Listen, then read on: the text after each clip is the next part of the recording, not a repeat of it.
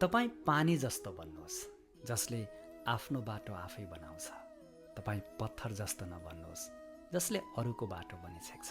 जीवनको सबैभन्दा महँगो चिज तपाईँको वर्तमान समय हो, जुन एकचोटि गुमाउनु भयो भने संसारको कुनै पनि सम्पत्तिले किन्न सकिँदैन।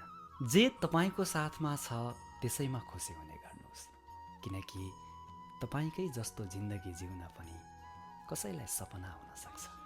सरल स्वभाव भएको व्यक्तिलाई कमजोर सोच्ने कोसिस नगर्नुहोला, किनकि सरलता उसको संस्कार हो, कमजोरी होइन। मनमा शान्ति चाहनुहुन्छ भने अरूको काम र अरूको कमजोरीमा ध्यान दिन छोडिदिनुहोस्। तनको सुन्दरताले मनलाई आकर्षित गर्छ, तर तपाईँको स्वभावको सुन्दरताले हृदयलाई आकर्षित गर्छ।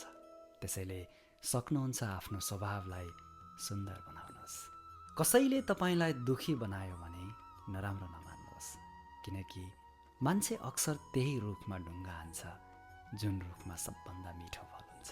ध्यानको अर्थ हो भित्रदेखि मुस्कुराउनु। सेवाको अर्थ हो त्यो मुस्कानलाई अरूको अनुहारसम्म पनि पुर्याउनु।